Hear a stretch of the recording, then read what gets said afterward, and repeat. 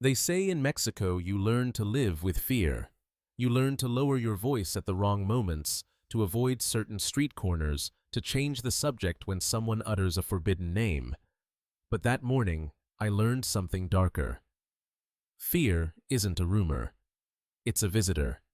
It enters without knocking and decides to live with you. It was 3:17 a.m. I didn't hear the message myself, but when the news broke, I felt as if that alert had vibrated in my own bedroom. A secured government phone lit up. The message read like it was written in blood. Your head has a price. It wasn't an empty threat. It was a declaration of war. A voice. Mencho. The man whose name carries weight heavier than bullets. He offered something unimaginable. Whoever delivered the head of Omar Garcia Harfuch, one of the most heavily guarded officials in the country, would be promoted directly under him. Second in command. I'm not a cop. I'm not a politician. I'm just a father, a husband, a citizen. But in that moment, the line between their world and mine disappeared. Because if they can hunt men like Harfuch men with armored convoys and aerial surveillance, what chance do people like us have? What chance do our children have, walking each day through streets where the shadow of organized crime stretches longer than any red light? I imagined Harfuch. Jolting awake, scars from a previous ambush still raw beneath his shirt. Another target. Another night. Another man marked for death. But what haunted me wasn't his fear. It was realizing that the same fear lives in my house too, only here we have no bulletproof vests, no bodyguards, no convoys, no warning. You think fear shouts, but no. Fear whispers. It crawls into your kitchen. It rides in your child's backpack. It hides in a ringtone, a song, a TikTok video. It paralyzes you. And while you shake, they advance. That night, the message wasn't meant only for one man. It was aimed at an entire country, a warning disguised as a bullet. And it struck. Hard. But what came next, what unfolded in the days that followed, taught me that the real battle wasn't fought in safe houses or hideouts. It was being fought in dining rooms, in schools, in bedrooms, in silence. And if you think Mencho is the top of the chain, if you think he's the real threat, then let me tell you something.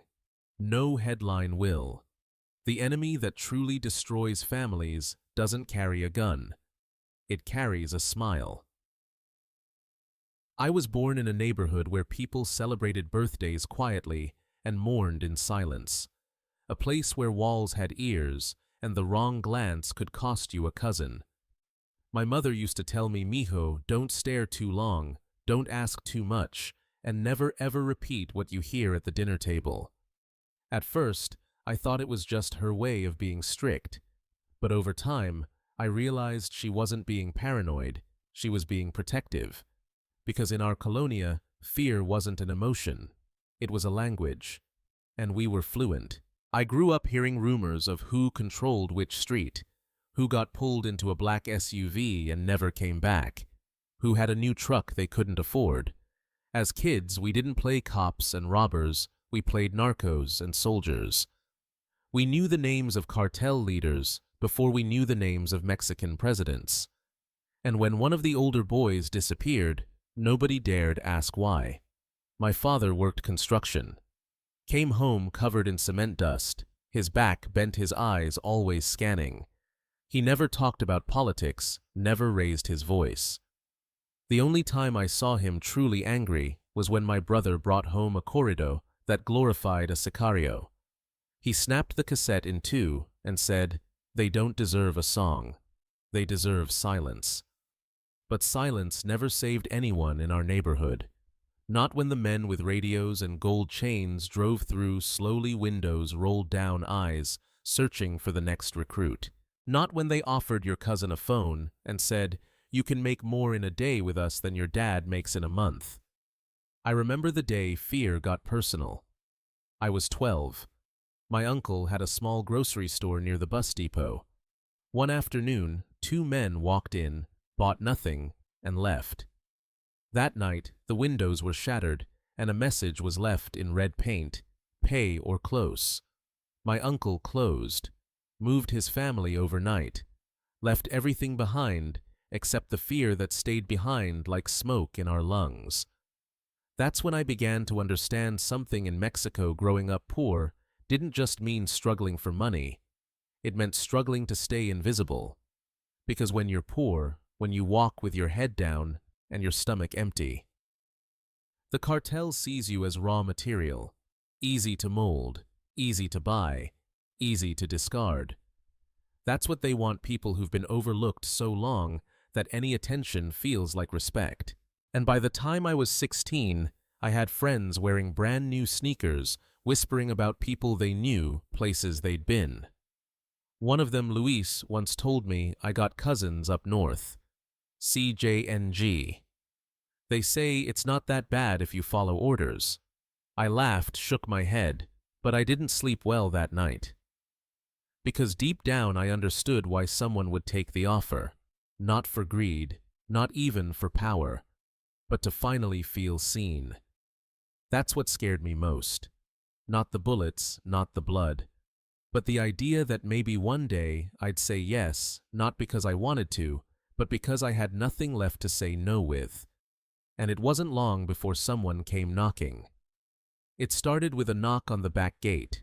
Not loud, not aggressive, just 3 gentle taps like a friend visiting. I was 17. My mother was at church. My father was on a double shift. I opened the gate, expecting to see a neighbor. Instead, I saw a man in his early 30s, clean shirt, gold watch, not from our street. He smiled like he already knew me. "You're Ricardo's nephew, right?" I nodded. He looked over his shoulder, then handed me a small black plastic bag. "Give this to Luis. He'll explain." And just like that, I became a messenger. I didn't open the bag. I didn't ask questions. I walked across the block and handed it to Luis, who looked at me with a smirk that made my stomach tighten. "Easy, huh?" he said. "You just made more than your dad today." I wanted to be angry. I wanted to say, "Don't bring my father into this." But I didn't, because I knew it was true. That evening, there was a folded envelope under my pillow. Inside, 2,000 pesos. No name, no note, just money. And a feeling I still can't explain. It wasn't joy. It wasn't pride. It was a rush like standing on a rooftop with your arms open, not sure if you're about to fly or fall. That week, it happened again. A phone passed to me in a park, instructions whispered in my ear, a package dropped under a bench. No violence, no threats, just tasks and more envelopes. I kept telling myself it was temporary, that I wasn't in, that I could stop whenever I wanted. But that's the trick, they never ask you to join. They just make sure you never want to leave. The first time I met El Primo was in the back of a pool hall. He wasn't flashy, no gold chains, no guns on display.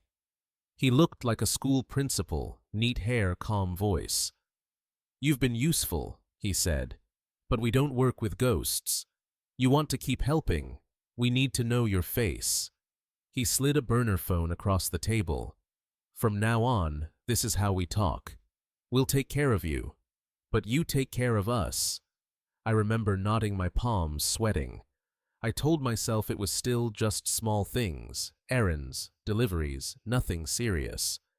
But deep down, I felt the shift. Something had changed.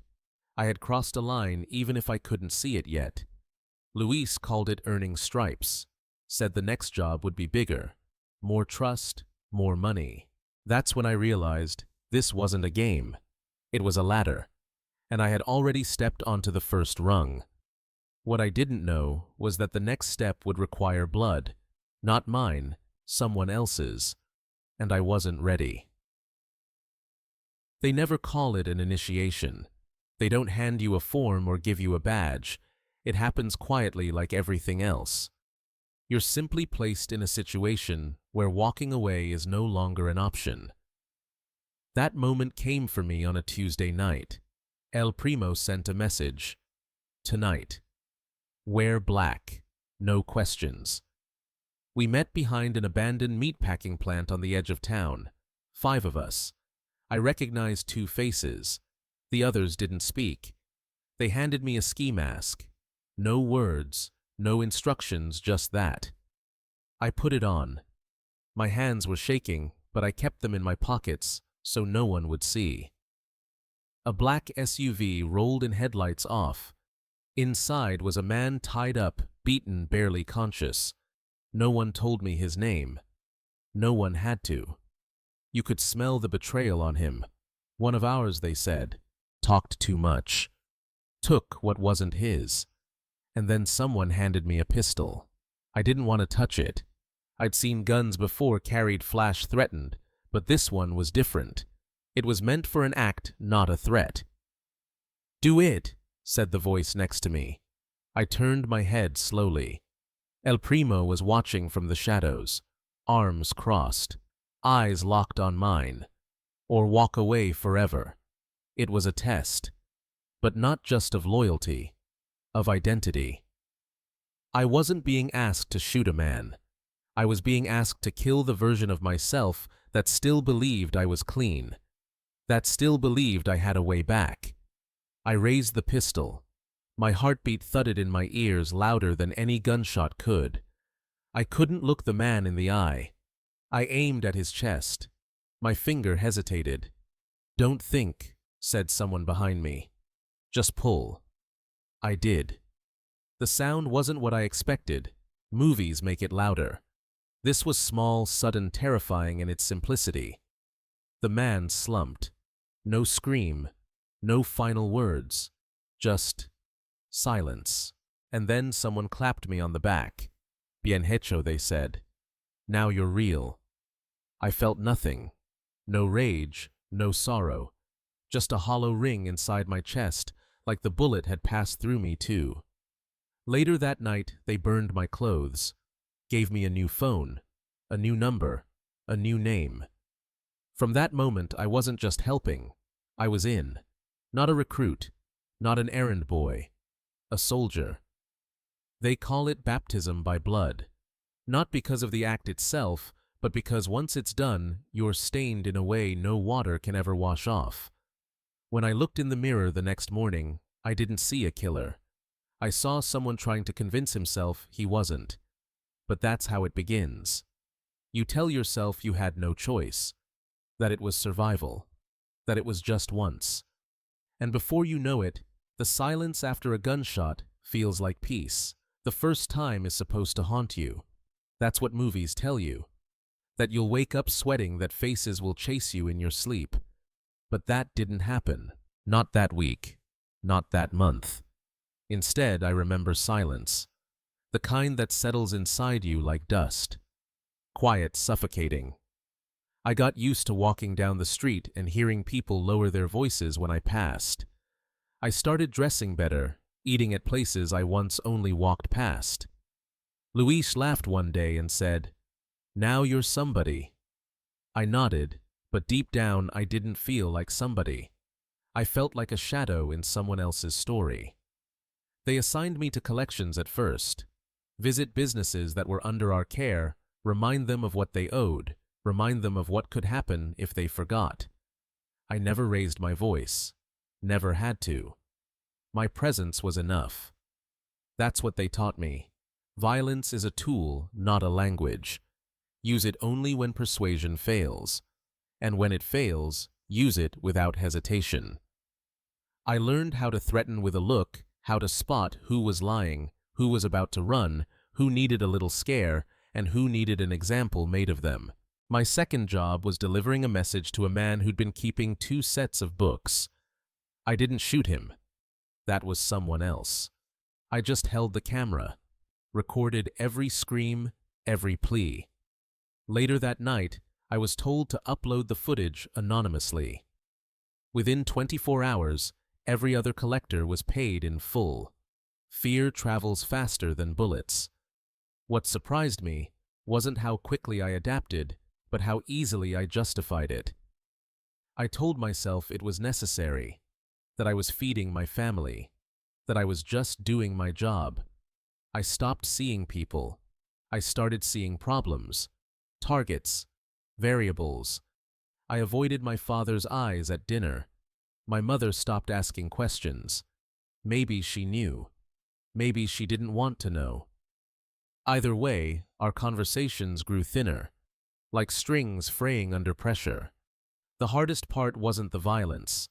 It was the lying, the pretending, the smiling at neighbors who still thought I worked at a warehouse, the pretending. I didn't see the way my little brother stared at my new shoes, my new phone, my new confidence. One day, I caught him in my room flipping through my burner phone. I didn't yell. I just took it back and said, "Don't touch what you don't understand." But the truth is, he understood more than I wished, and a part of him, God help me, looked impressed. That night, I stood on the roof and smoked a cigarette I didn't even want. I watched the city lights flicker like signals I couldn't decode. Somewhere in that grid of orange and red, someone else was probably getting their first envelope, their first order, their first lie. I thought of the man I shot, of his eyes before I looked away, and I whispered to the wind, "Forgive me." But the wind didn't answer. It never does. Power doesn't arrive with fanfare. It creeps in. One day you're asking for permission. The next, you're giving orders without realizing you've started. That shift happened faster than I expected. One afternoon, El Primo told me, "You'll lead the next run. Choose your crew." I didn't hesitate. I picked Luis, a quiet kid named Mateo, and two others I barely trusted. But in this business, trust is a luxury. Fear is cheaper and just as effective. The job was routine. Transport a shipment from Tepic to Guadalajara. Nothing fancy. 2 SUVs, 4 weapons, 1 backup route. We moved like ghosts. No music, no stops. Radios only used for code. That's how I learned the real structure of things, not from lectures, but from execution. The routes, the timing, the way we used teens as lookouts, mothers as messengers, even kids flying kites to signal safe zones. Everything choreographed like a cruel ballet. After that mission, things escalated. I was invited to sit at tables I'd only heard rumors about. I met men with clean nails and dirty souls, bankers, lawyers, mid-level politicians. Not all wore suits, but they all played roles. I was no longer a soldier. I was becoming a node, a connection point. El Primo called me useful. And in this world, that's the highest compliment you can get before they decide to kill you. I began managing a small crew, 6 men under me. We handled logistics, security, intimidation. I taught them how to read people, how to disappear in a crowd, how to kill time without drawing attention. I also learned how to clean blood out of fabric, how to dismantle a weapon in 30 seconds, how to bury a phone where no one would ever find it. The money was insane. I moved my mother out of the barrio, paid off my father's debts, bought a car that could outrun a helicopter if needed. But with power came something else: eyes, watching, measuring, waiting for you to blink. I began sleeping with one hand on the pistol under my pillow. I changed numbers weekly, moved houses every 2 months, wore glasses even though I didn't need them, just to see the world differently. The more I rose, the more paranoid I became. Loyalty was a word we used often, but it meant nothing. Everyone was loyal until the payout changed. Everyone was loyal until they weren't. I started noticing cracks in the organization, whispers about shifts in leadership, enemies turning into allies overnight, friends vanishing, files erased. And then, one evening, El Primo leaned in and said, "You're doing good, but don't mistake usefulness for safety." I smiled, nodded, but inside, I felt it. The ceiling above me wasn't made of glass. It was made of wire, and at any moment, someone could pull it tight around my throat. I wasn't free. I was just a better-fed prisoner. And somewhere along the way, I stopped asking myself how I got here. I only asked how long I could stay alive. Inside the organization, everything had its place except for trust. Rules were gospel, but only when convenient. We were told to never speak unless spoken to never ask questions about money routes or names unless we wanted to disappear. There was a saying, "The less you know, the longer you live." I carved that into memory. My crew operated out of a safe house on the outskirts of Zapopan.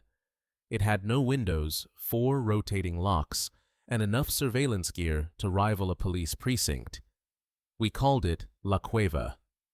From there, I coordinated drops, supervised recruitment, and approved punishments. And punishment came often. I saw men flayed for stealing gas money, a courier beaten with chains because he forgot to destroy a SIM card.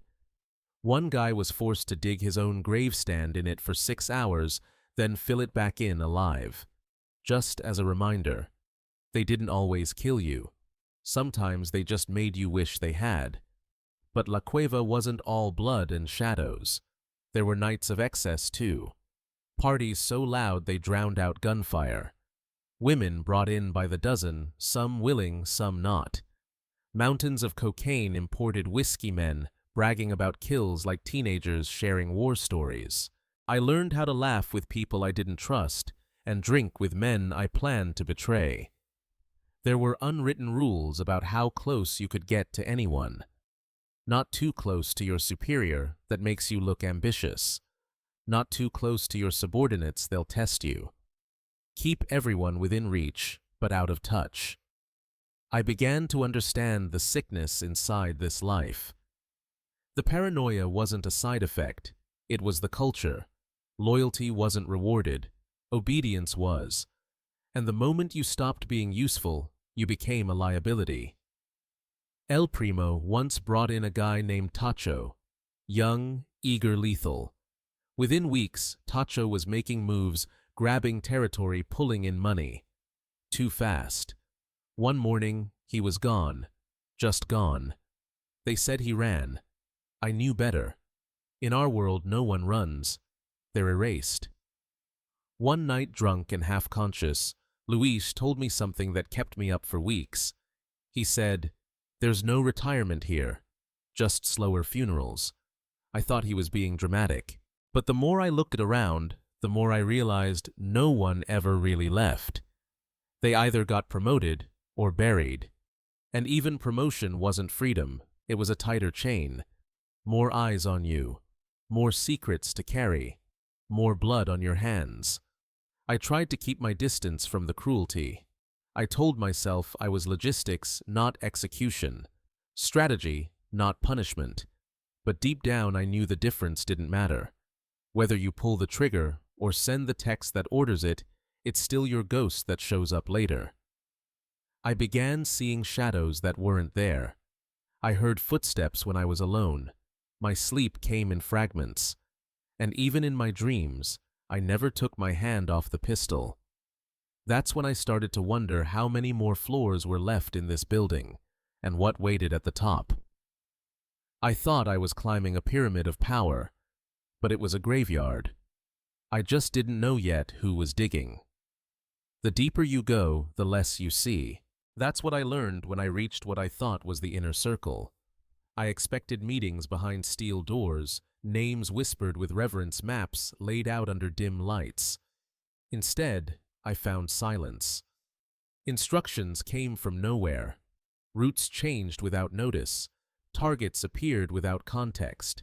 We moved like chess pieces, never seeing the player's hand. One day, a shipment route was diverted at the last second. No explanation. El Primo just said new intel. But the way he said it, it wasn't him who made the call. Someone else did. Someone I had never met. That's when I started hearing the nickname El Arquitecto. The architect. Not a capo, not a sicario. Something above all of that. He never showed up at safe houses, never called from traceable lines.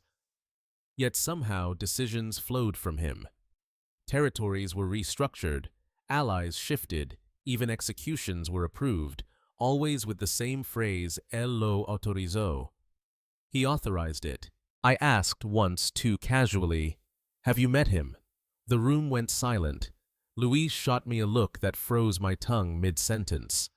Later that night, he pulled me aside and hissed, "You want to disappear.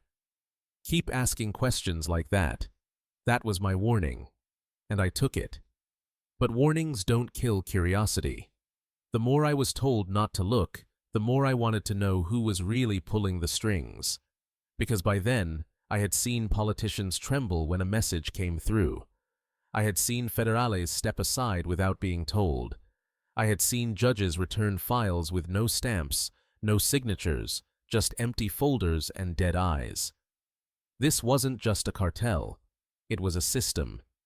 A machine that fed on fear and silence.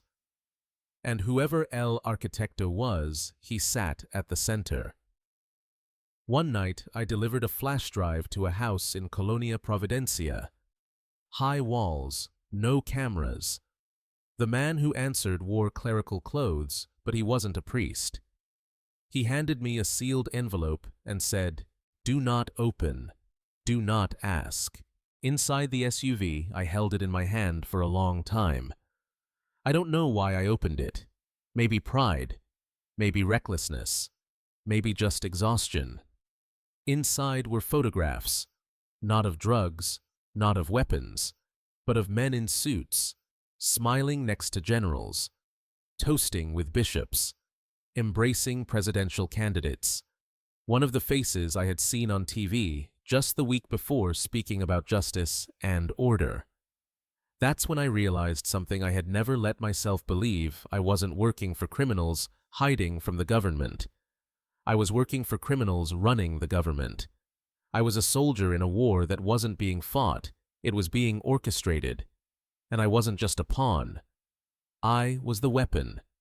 Every person I had intimidated, every name I had erased, every message I had carried, it had all served a structure so far above me, I couldn't see the ceiling anymore.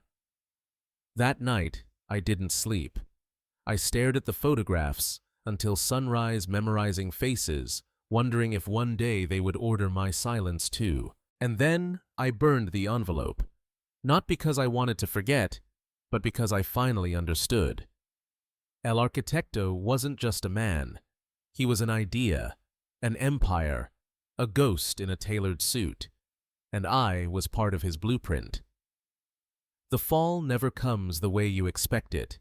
It doesn't announce itself with sirens or screams. It begins quietly with a delay in a message, a face that won't meet your eyes, a car that takes too long to turn the corner. The first sign was Luis. He stopped answering my calls. Then his phone line went dead. I sent one of my guys to check his apartment. It was empty. No struggle, no blood, just gone. The second sign was El Primo. He called me in, looked me straight in the face and said, "You need to disappear for a few weeks. No explanation, no warning, just vanish." That's when I knew someone had opened a file they weren't supposed to, or someone had spoken a name they should have swallowed. Either way, blood was coming. I packed light.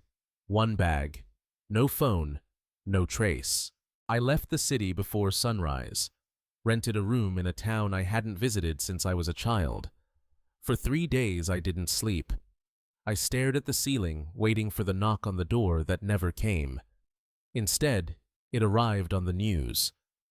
High-profile figure in CJNG arrested in raid outside Tepatitlan. I recognized the house. I'd been there. Knew the layout, knew the smell of the marble floors. But it wasn't the arrest that made my stomach twist. It was the footage of the documents files retrieved from the house, labeled, color-coded, digital backups, names, Faces, account numbers, schedules, handwritten notes. My name was probably in one of those folders. My route, my crew, my operations. I was exposed. I was now a liability. A blinking red light on someone's radar. I tried to contact El Primo. Nothing. Then I called a federal contact I had paid for silence. His voice shook when he said, "They're cleaning house." I asked, "Am I on the list?" He didn't answer, just hung up. I knew what that meant. I had 48 hours at most, maybe less. That night, I wrote a letter to my mother. Didn't send it, just wrote it. I told her everything. The jobs, the lies, the things I couldn't wash off. Then I burned it, just like the envelope, just like the truth. I considered running, really running. New ID, another country, a new name. But then I thought of my little brother, of the way he used to look at me, of the day I caught him scrolling through corrido lyrics on his phone trying to decode power through song, and I couldn't stomach the idea of dying a coward. So I turned myself in, not to the police, to a journalist, someone I trusted more than any badge. I handed her a flash drive, names, files, voice notes, my confession, my insurance. I told her, if I disappear, you go public. She nodded, didn't ask questions, just took the drive and walked away. That's when I felt it, the collapse. Not a building falling, but a body giving up. My body, my mind, my story. Years of weight crashing in on itself. I had spent so long surviving that I forgot what it felt like to simply stop. But it wasn't peace. It was the pause before the reckoning. I never thought I'd live long enough to tell this story. Most of us don't. Most of us vanish into shallow graves, anonymous headlines, or forgotten files in government archives. But somehow, I'm still here. Not free, not safe, just breathing. And maybe that's enough. I live under a name that isn't mine. I sleep in places that change weekly. I watch every mirror, every alley, every set of unfamiliar eyes. I know they'll come one day. Maybe not tomorrow, maybe not this year, but eventually. Because that's the price of speaking. That's the price of surviving. But I don't regret it. Because silence is a prison worse than death. And for too long I was silent. For too long I believed the lie that power protects you. It doesn't. It isolates you. It rots you from the inside out. I've met killers who cried at lullabies, bankers who funded massacres, mayors who shook hands with monsters. And I was one of them. Not by title, not by rank, but by choice. Because every time I didn't walk away, I stepped closer to the fire. And now all I can do is tell you what I've seen. I don't believe in redemption. Not for me. I've done things that no prayer can erase. I carry faces in my sleep, blood under my nails, memories that flicker like matches in a dark room. But I believe in warnings. I believe in telling the truth, even if it's too late. Mencho was never the whole story. He was a symbol, a mask. The real enemy was never just him. It was the system that fed him, the silence that protected him, the applause that followed him, the songs that glorified him, the teenagers who saw him not as a criminal, but as a legend.